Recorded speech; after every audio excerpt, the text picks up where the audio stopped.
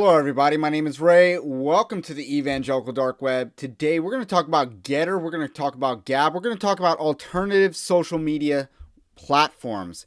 Now, last year, one of the top stories I said was the rise of Andrew Torba. Andrew Torba is the CEO of Gab, and his rise seems to be very particularly important for the church, in my opinion, because he's creating infrastructure for an alternative economy of commerce online. And I think that's pretty important. And we also still see the rise of other social media platforms, because in the midst of January 2020, a bunch of platforms rose and a bunch of platforms then fizzled out. A part of the platforms that rose included Gab, GETTR, Parler, and Rumble. Those are like your main platforms that really rose last January. And so far, Parler fizzled out because Parler was a crappy product. Parler sucked. Their software was bad and unusable. Particularly in my instance, it was unusable. And then on top of that, they got parlored in a sense. That means they got taken out by the big tech infrastructure that they relied on. So they kind of, fizzled out quickly. GETTR existed in 2021, and people rushed to it and then left it. Rumble is kind of the same thing, and the only reason people really use Rumble now is when there's censorship on the platform of YouTube. And therefore, those audiences will also, or those channels will back themselves up on Rumble, so when they're suspended on YouTube, people check them out at Rumble. But when they're not suspended on YouTube, people stop watching them as much on Rumble, and that is pretty detrimental. That means that people do not like Rumble that much. They would rather watch videos on YouTube than on Rumble. That's why I do not back up videos on Rumble. Well, that's one reason. The other reason, it's a pretty unusable platform from a creator standpoint. In my opinion, it should be easier for a creator to create an account, or to know what type of account to create. So Rumble's just a bad platform, and you can also not rely on a Canadian-based company to be pro-free speech, because again, Canada, very anti-free speech country, has very anti-free speech laws, and there's really no conservative presidents in Canada in any meaningful way. So with that said, we're going to talk about GETTR once more, because they are having a resurgence. And this is comparable to Gab, which has kind of been the winner of the social media wars, because they did not lose ground after last January. They've been steadily increasing. They did not get all the shine from last January that Parler and GETTR did, but they have steadily increased their base. They become a threat to the system because they're not on any app store, yet people are downloading or getting Gab on their phones and stuff.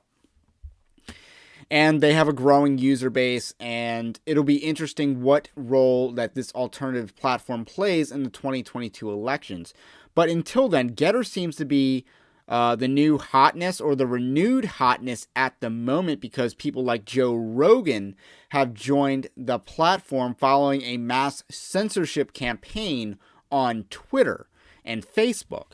So the mass censorship has caused a renewed round of let's join alternative social media platforms.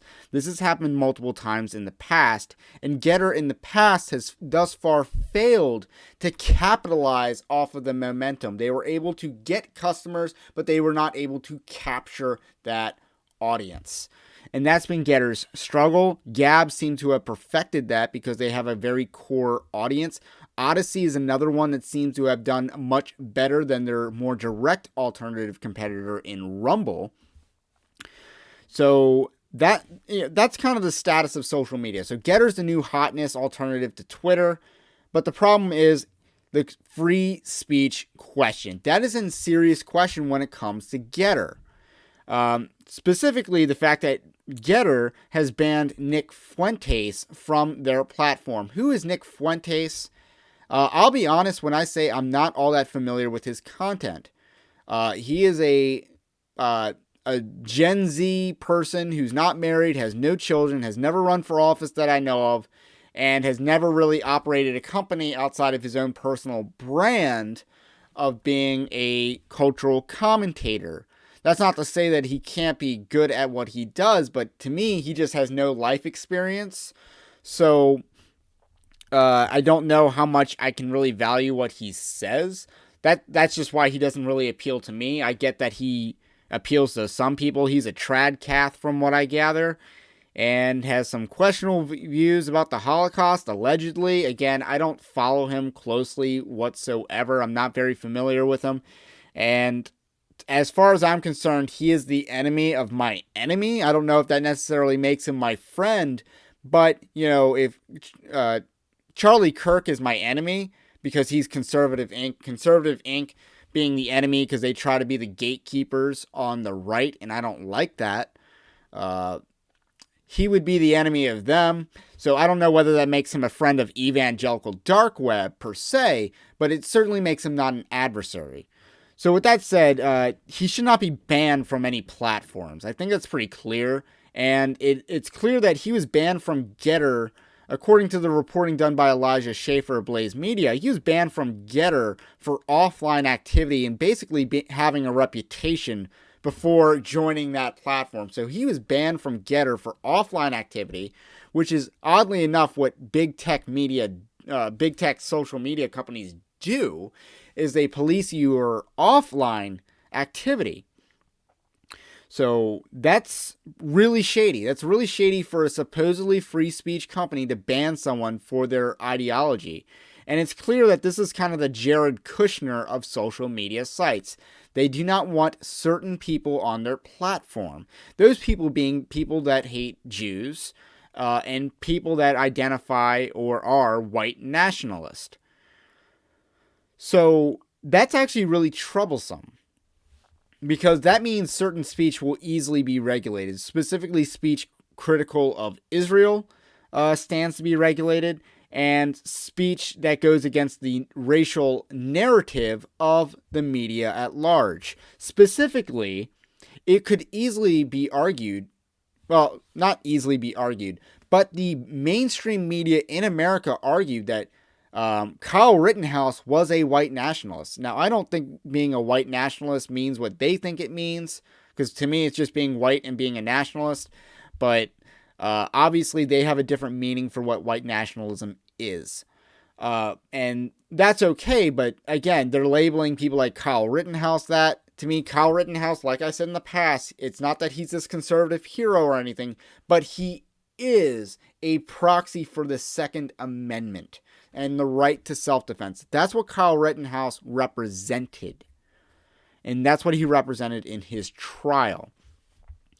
Now, imagine if support for Kyle Rittenhouse was policed on GETTR, which is easy to imagine, because if they're already censoring Nick Fuentes for his views on allegedly, for his reputation, it's not far-fetched to surmise, it's not far-fetched to gather that they would censor people based on their views, based on what the media judges to be white nationalism, which would be support for Kyle Rittenhouse, opposition to Black Lives Matter, opposition to certain trials, or even supporting Derek Chauvin, which I don't do, but I can imagine that a platform that wants to police white nationalism specifically would cancel people for that.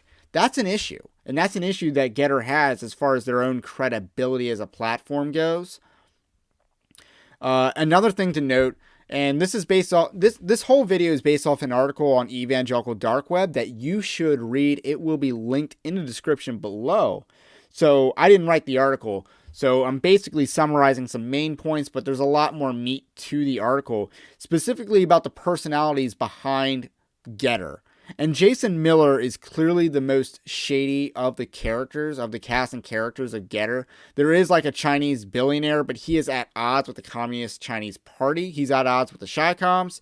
So I don't think that the media has, the conservative media has accurately represented that concern. It's not that there's no concern there, but Jason Miller still stands as the most shady of the characters.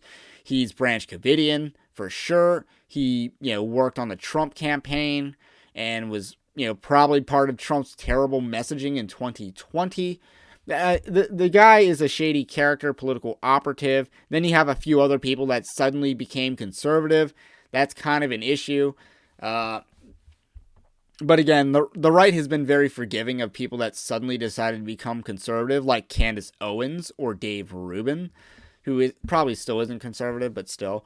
But at the same time, GETTR does not have a reliable track record in its own personnel. That is pretty clear. They do not want certain speech on their platform. They have not been banned by big tech companies, specifically the App Store marketplaces, for their product because their terms of service are in compliance, unlike Gab's. And I believe GETTR was taken, or sorry, I believe Parler was taken off of the app stores for a while until they bent the knee, I think.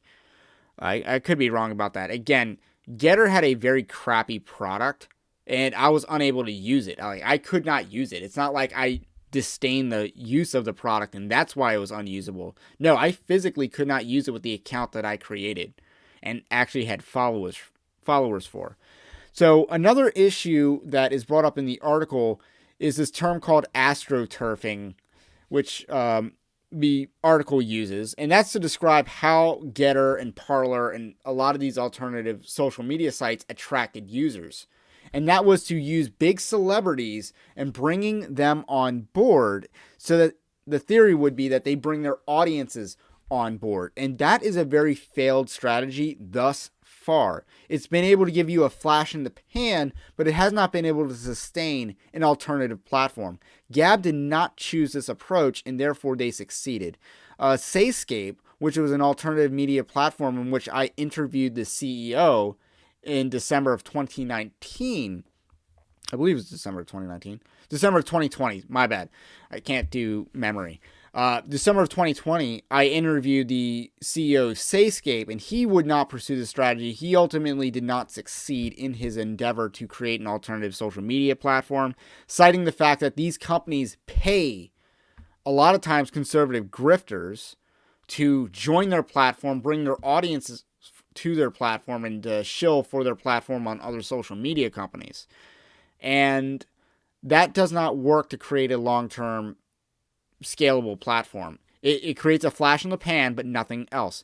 And some key examples of this are, and the article cites Steven Crowder, when banned from YouTube, goes over to Rumble and does live streams there, gets a whole lot of users on Rumble, yet when he gets back on YouTube, people follow him back to YouTube. They don't watch on Rumble because the people are there for the celebrity, not the platform. If they can get the celebrity on the platform that they were originally using, they would much rather do that. These platforms, these alternative platforms, have no real value proposition. That is their main concern. And that is the main concern with GETTR, aside from the fact that they have a free speech issue. But from a business standpoint, they don't have a real value proposition. And that's their problem. And then morally, the other problem is they don't have real free speech. And that's why Gab stands above the rest of these platforms, is they not only have real free speech, but they have an organic user base that attracts the influencers and celebrities too. That is much more useful for a platform than being able to use celebrities to draw an audience. Using an audience to draw celebrities. That means there's an existing organic platform, and that's why that platform will succeed. So that's the latest update on the social media wars. GETTR is basically the Jared Kushner of social media, which basically means they suck. That's all I got to say about that. My name is Ray. This is the Evangelical Dark Web. Leave a comment below about what you think about what I think, and I will catch you on the next one.